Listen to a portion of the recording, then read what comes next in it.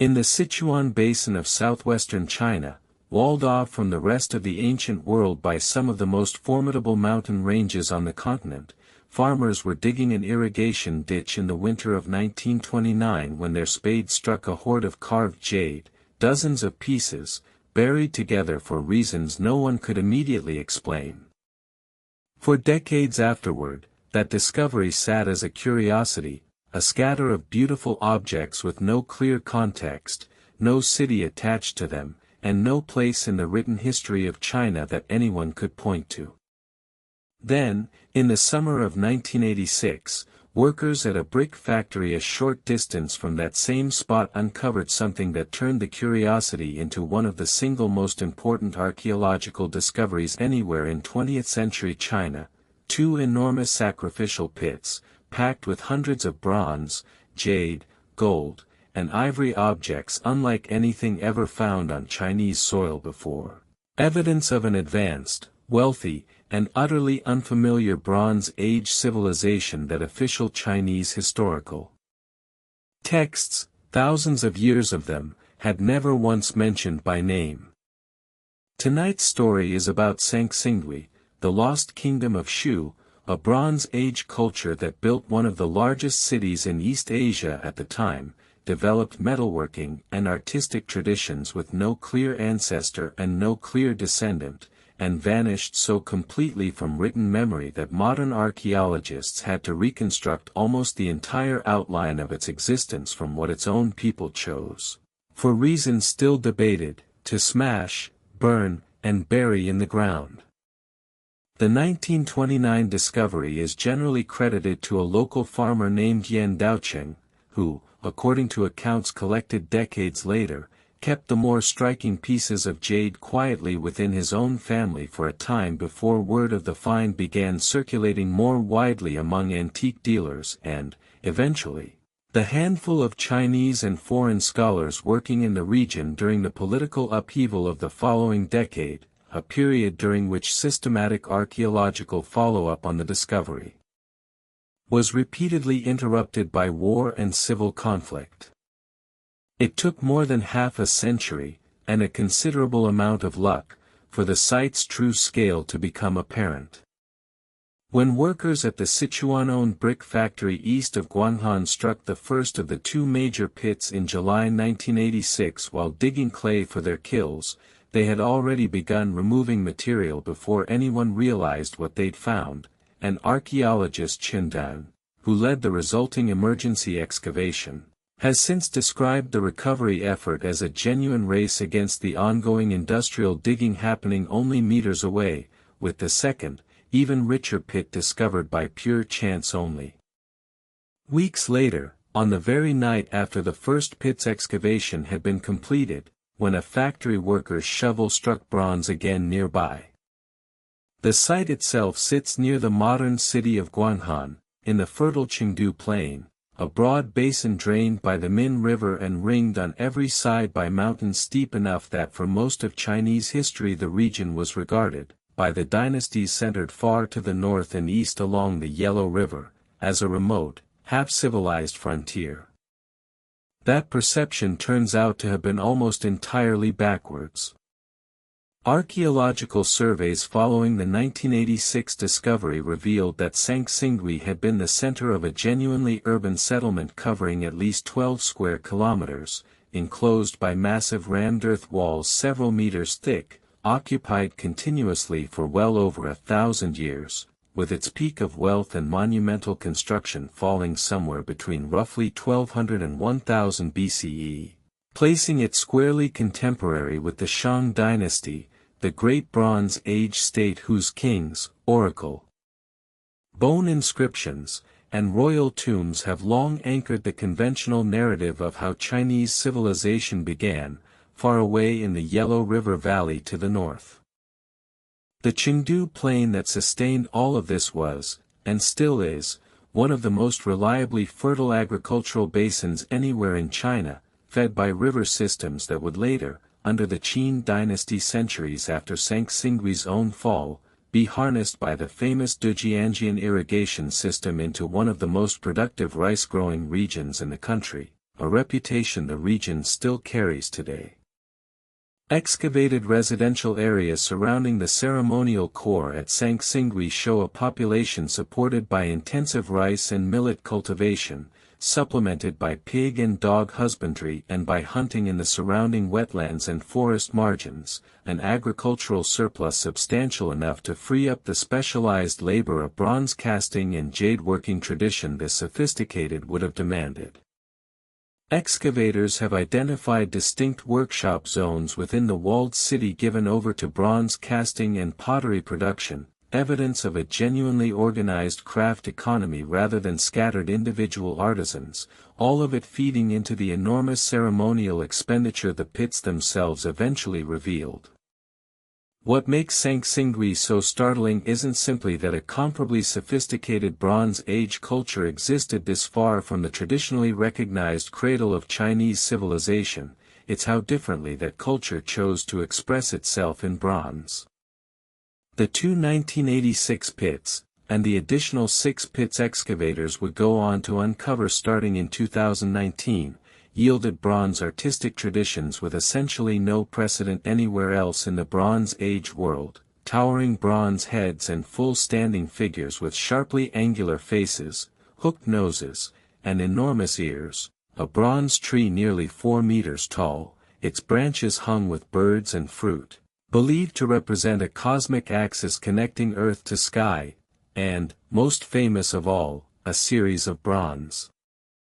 masks with eyes that don't merely bulge but extend outward from the face in long cylindrical stalks, some running 15 centimeters or more beyond the plane of the face itself, an image so genuinely alien-looking to modern eyes that it has fueled a small but persistent industry of pseudo-archaeological speculation online connecting Sanxingdui to extraterrestrial visitors. Speculation with no support whatsoever in the actual archaeological evidence but understandable, in a strange way, given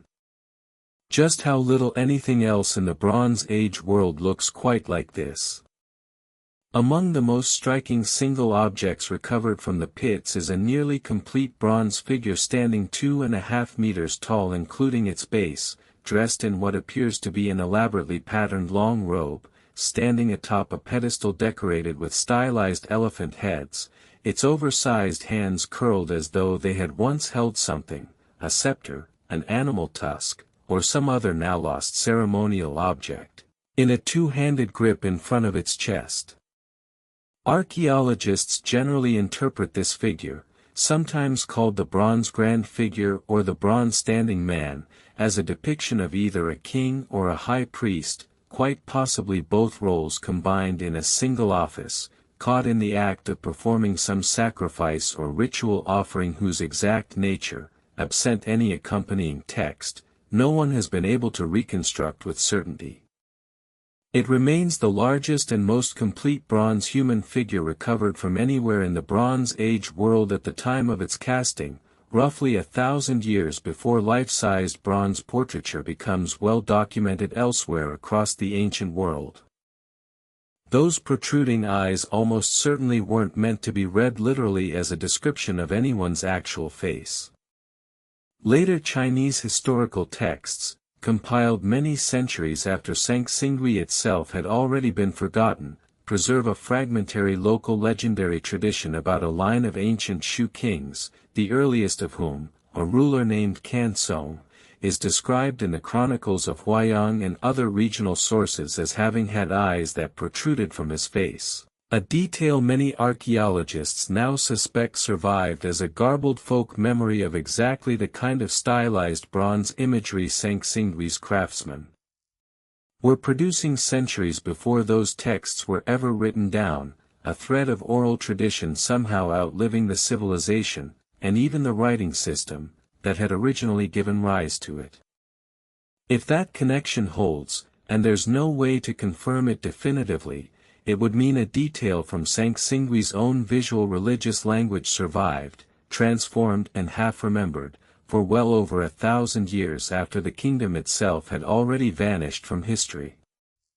Beyond the single grand figure and the handful of famous long-eyed masks, The pits also yielded somewhere around 80 separate bronze human heads, ranging from roughly life-size up to considerably larger, each originally mounted, researchers believe, atop a wooden or other perishable body that has long since decayed away, leaving only the bronze portion behind.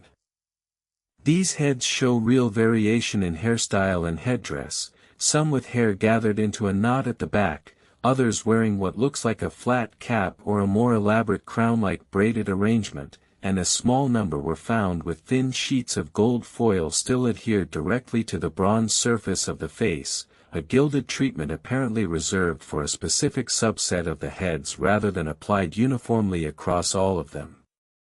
Archaeologists generally read this variation as evidence that the heads represented specific categories of person, perhaps distinct ancestor lineages, ranked priestly offices, or officials of differing status within Sanxingdui's religious and political hierarchy, an entire buried assembly of the kingdom's own leadership rendered in bronze, individually distinguishable in their dress and rank, yet collectively and permanently anonymous, since not one of them arrived with a name attached. Gold objects recovered from the pits add another genuinely distinctive layer to the picture. A gold foil-wrapped ceremonial staff, more than a meter long, discovered in one of the original 1986 pits, is decorated with fish, birds, and stylized human faces beaten directly into the thin gold sheet, an object archaeologists generally interpret as a symbol of royal or priestly authority, sometimes called the golden scepter, comparable in function if not at all in style to the ceremonial regalia recovered from elite burials in contemporary civilizations across the ancient world. A separate gold mask, roughly the scale of a human face, was found crumpled and folded, apparently deliberately, before it went into the ground alongside everything else, one more piece of what increasingly looks like a coordinated, ritualized destruction rather than a hasty abandonment or an accidental loss. Jade working at the site reached a scale and ambition that stands out even against the more famous jade traditions found elsewhere across ancient China. Some of the recovered ceremonial jade blades, a type of object called a Shang, elongated and deliberately non-functional as any kind of actual tool or weapon, run longer than a full meter, worked from single pieces of stone with a precision that would have demanded enormous investment of skilled labor and time, and clearly served a purely ritual purpose within whatever ceremonies these pits were eventually meant to conclude. Comparable jade Shang blades, though generally smaller, have been recovered from sites across a wide stretch of ancient China and even, in a handful of documented cases, from sites in northern Vietnam, evidence again of a shared jade-working symbolic vocabulary radiating outward from multiple regional centers rather than diffusing from any single point of origin, with Sanxingdui's own version standing among the largest and most technically demanding examples found anywhere within that broader tradition. Sanxingdui's people were not working in isolation, whatever the mountains surrounding their basin might suggest at first glance. Thousands of cowrie shells recovered from the pits originated from the Indian Ocean, arriving in the Sichuan Basin via trade networks that must have run either south through what's now Yunnan and mainland Southeast Asia, or along some other route archaeologists still haven't fully mapped, since cowrie shells simply don't occur naturally anywhere near landlocked Sichuan. Elephant tusks, more than 60 of them recovered from the pits in remarkably well-preserved condition, point to either a still active local elephant population in a climate considerably warmer and wetter than modern Sichuan, or to a long-distance ivory trade reaching still further south, and jade-working traditions at the site show clear stylistic affinities with cultures elsewhere across the wider East Asian jade-working tradition, suggesting Sanxingdui sat at the convergence point of several overlapping regional exchange networks rather than existing as an isolated, self-contained kingdom cut off behind its mountains. Alongside the region's own wildly distinctive artistic tradition, the pits also contained a smaller number of bronze vessels, wine and food containers in shapes archaeologists immediately recognized as belonging to the standard ritual bronze repertoire of the Shang dynasty heartland far to the north. Evidence that whatever cultural gulf separated Sanxingdui's own artistic imagination from anything being produced along the Yellow River, some level of direct contact, trade, gift exchange, or diplomatic relationship existed between the two civilizations, close enough for actual Shang-style vessels to physically travel the considerable distance into the Sichuan Basin and end up buried alongside objects that look like they belong to an entirely different visual universe. That combination, unmistakably local religious imagery standing directly alongside imported northern ritual vessels, is part of what makes Sanxingdui so difficult to categorize cleanly as either an isolated regional culture or a full participant in a shared early Chinese Bronze Age world. The honest answer, on the current evidence, appears to be some genuinely unresolved mixture of both. A separate category of bronze objects recovered from the pits, several large disc-shaped forms with radiating spokes, sometimes described informally as sun wheels, has fed persistent scholarly speculation about a solar cult sitting alongside, or possibly beneath, the ancestor and nature spirit worship. The masks and standing figures more obviously suggest, an idea reinforced decades later by the discovery, at the successor site of Jinsha, of an extraordinarily fine circular gold ornament depicting four birds in flight around a radiating sun motif, an image now so closely associated with the ancient Shu cultural sphere that modern China adopted it as the official symbol of its entire national cultural heritage program, a striking bit of modern symbolism built directly on top of a religious image whose original meaning to the people who first cast it remains, like so much else here, a matter of informed reconstruction rather than certain knowledge. And yet for all that wealth, all that clear connectivity to a wider trading world, and all that evident sophistication in metallurgy, jade carving, and monumental sculpture, Sanxingdui has produced, across nearly a century of excavation, not one confirmed example of writing. Contemporary Shang dynasty sites to the north have yielded well over 100,000 inscribed oracle bones, turtle shells and cattle scapulae incised with a fully developed writing system, the direct ancestor of modern Chinese characters, used to record royal divinations, sacrifices, military campaigns, and the names of specific kings researchers can list in order today.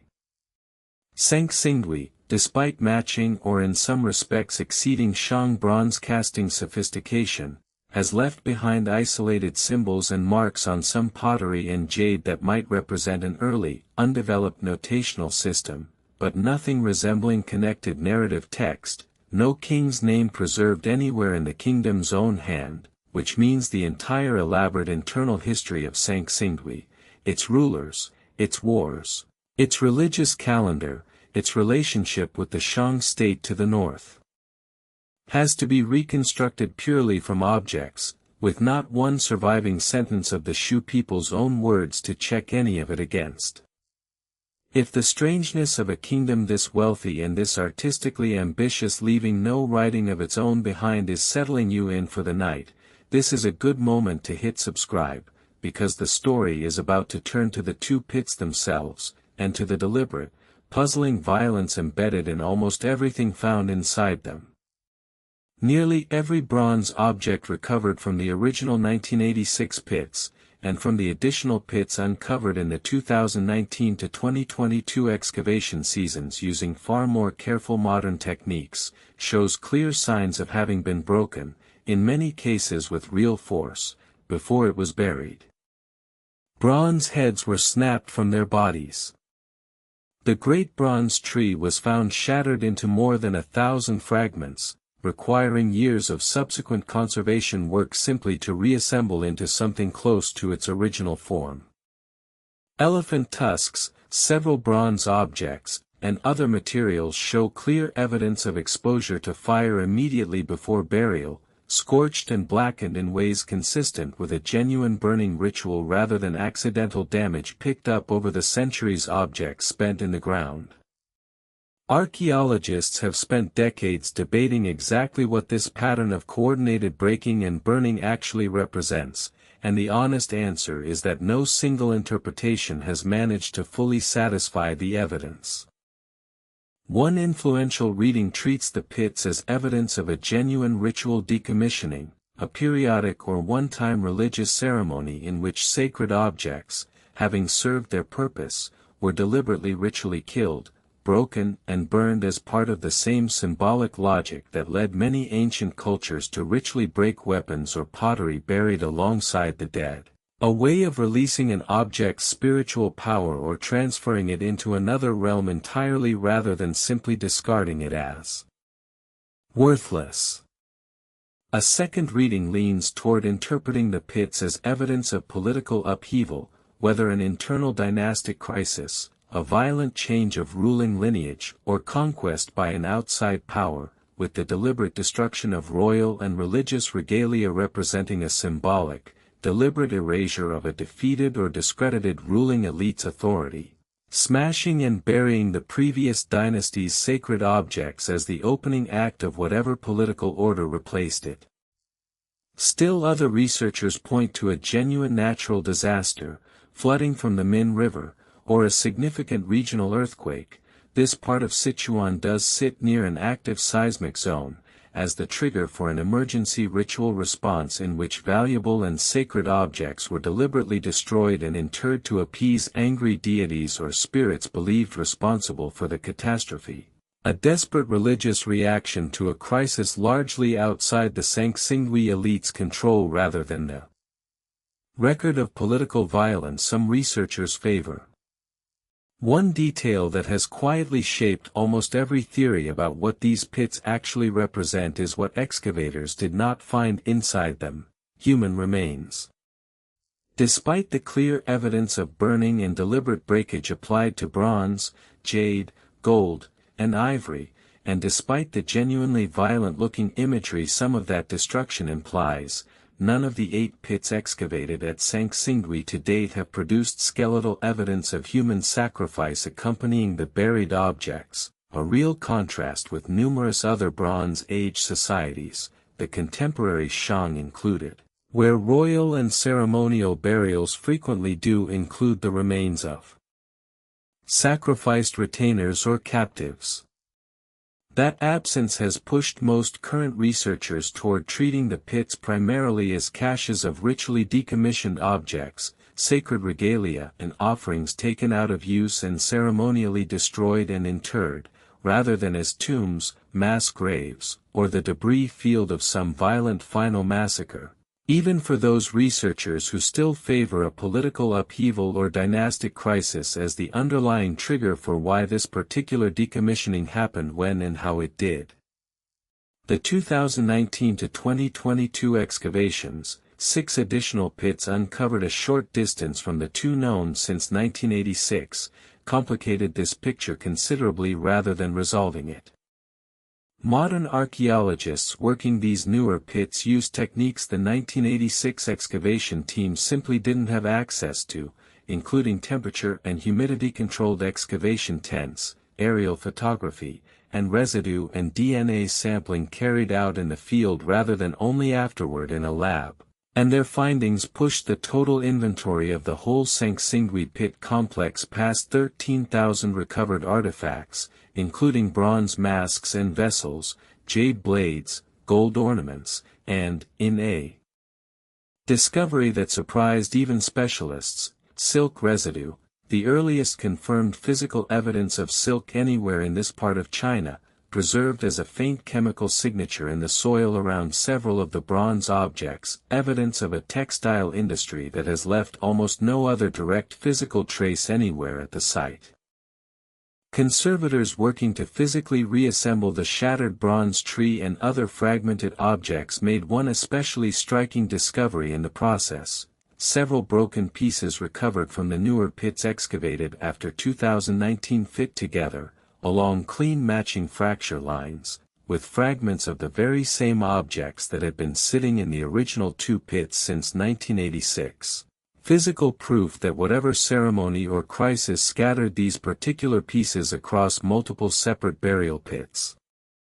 The objects themselves have been broken together, as part of a single continuous act, before being divided and buried apart, a detail that has meaningfully strengthened the case that at least some of the pits, whatever their exact dates individually, are connected to a shared ritual event rather than representing entirely disconnected episodes separated by decades. Radiocarbon dating from these more recent excavations has also complicated the old assumption that all 8 pits were filled during a single event.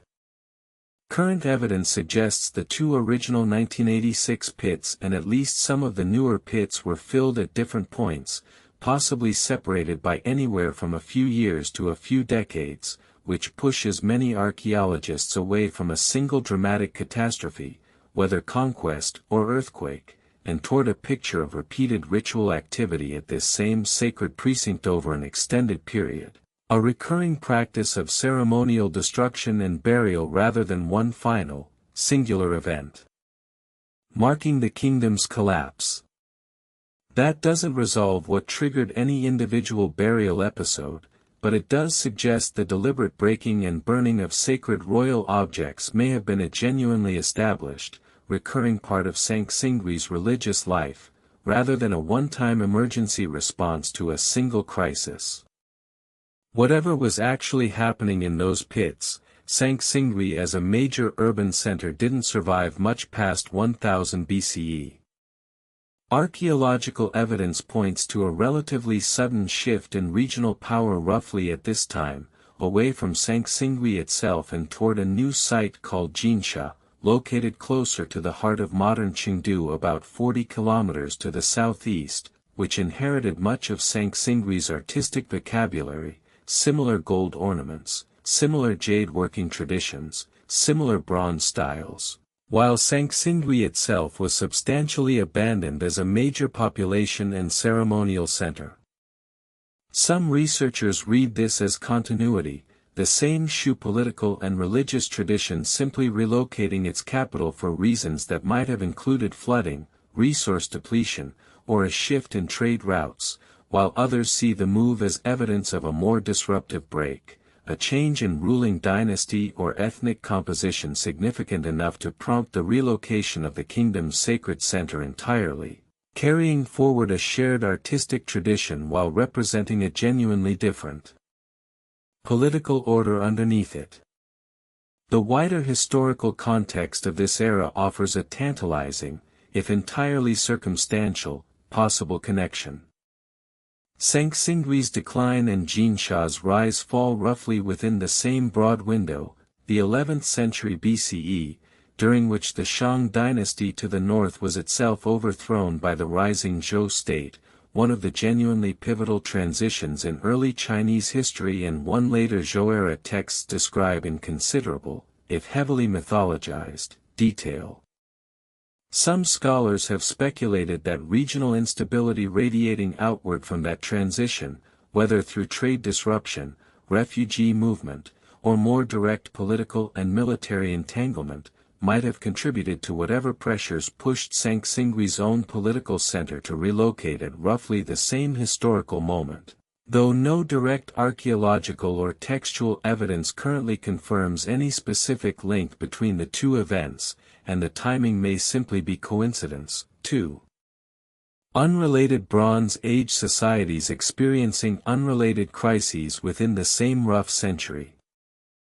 What later Chinese historical memory did preserve about the kingdom of Shu comes almost entirely from texts compiled centuries, in some cases well over 1,000 years, after Sanxingdui itself had already fallen silent, chief among them the Chronicles of Huaiyang, compiled during the Jin dynasty in the 4th century CE, which records a fragmentary king list beginning with the protruding-eyed Kansong already mentioned, followed by several more legendary rulers with names like Buguan and Yufu. Credited with teaching the Shu people fishing, hunting, and agriculture, figures who read far more like foundational culture hero myths than a reliable historical chronicle, but who nonetheless represent the only textual thread connecting the archaeological reality of Sanxingdui to anything resembling a name, a story, or a king anyone can actually attach to these objects. Whether any of these legendary figures corresponds to an actual historical ruler whose bronze likeness now sits in a museum case in Guanghan is, and will likely remain, impossible to determine with any real confidence. Linguists and historians have spent decades trying to determine what language, or family of languages, the people of Sanxingdui and the wider Shu cultural sphere might actually have spoken, working entirely from indirect evidence since no written record of their own survives to settle the question directly. Some researchers have proposed a connection to early Tibeto-Burman languages, based on later place names and fragmentary linguistic evidence from the broader region, while others have suggested the population may have spoken a now vanished, unclassified language with no clear surviving relatives at all, swallowed up entirely by later population movements and the gradual spread of Sinitic languages across the Sichuan Basin in the centuries following Sanxingdui's own decline. Without a single decipherable inscription to work from, every proposal here remains an informed guess built on circumstantial evidence, one more entry on the long list of basic questions about this kingdom that current archaeology simply cannot resolve with confidence. Modern excavation at the site continues, carried out today under conditions almost unrecognizable compared to the comparatively rushed 1986 dig, which was itself launched partly in a race against a brick factory's ongoing excavation work that had already destroyed an unknown quantity of archaeological context before archaeologists were called in. The site was added to China's tentative list for UNESCO World Heritage status, and a large modern museum now stands near the original pits, displaying reconstructed bronze figures alongside the original fragments recovered from among the ash and broken pieces.